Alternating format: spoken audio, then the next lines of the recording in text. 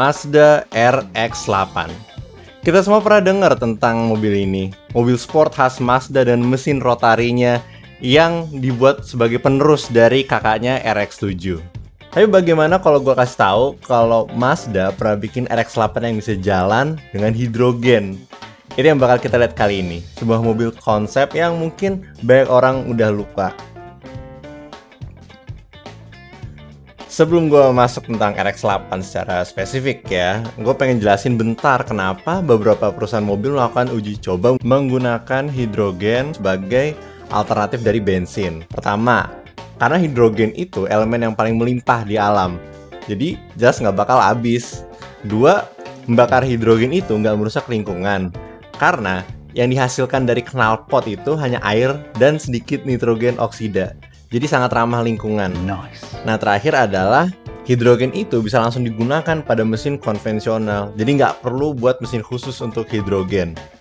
Tiga hal itu menjadi alasan kenapa mobil hidrogen ini bisa jadi alternatif di masa depan, di samping mobil listrik. Nah, sekarang kita bakal lihat Mazda RX-8 Hydrogen RE yang keluar tahun 2006. Kalau kelihatannya mirip dengan RX-8 yang standar, nah itu karena mayoritas komponennya itu sama persis dengan RX-8. Selain itu, mesin rotari yang digunakan oleh Mazda ternyata cocok untuk membakar hidrogen. Membakar hidrogen dengan mesin piston yang biasa itu sangat susah karena hidrogen itu lebih mudah terbakar dibandingin bensin. Jadi kalau hidrogen terlalu panas di dalam mesin, bisa saja terbakar lebih cepat dan merusak mesinnya atau premature combustion disebutnya.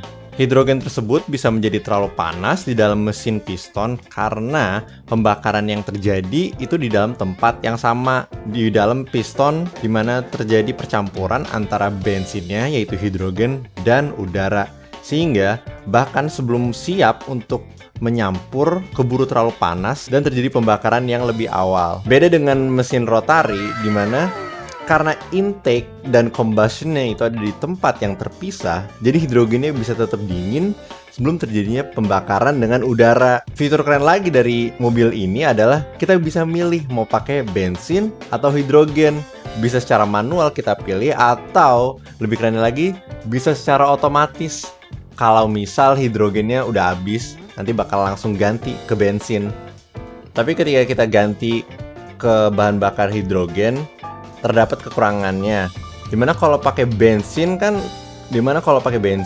yang menghasilkan 210 horsepower dan 199 pound-feet of torque.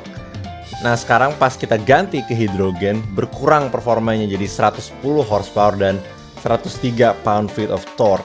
Walaupun kelihatannya sebuah downgrade, kalau kita lihat dari sisi lain, ini sebuah pencapaian yang telah dilakukan oleh Mazda dengan mesin rotarinya, di mana hidrogen dan bensin dapat digunakan dan dengan pencet tombol aja bisa langsung milih mau pakai yang mana.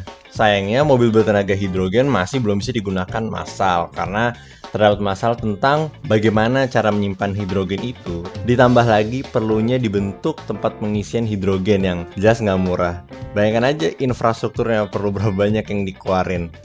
Sekian video tentang Mazda RX-8 Hydrogen RE dan tentang penggunaan hidrogen sebagai alternatif bensin secara singkat. Kasih tahu di kolom komentar apakah kalian setuju kalau mobil hidrogen yang diproduksi massal bisa terwujud di masa depan. Terima kasih banyak yang udah nonton, jangan lupa buat like dan subscribe.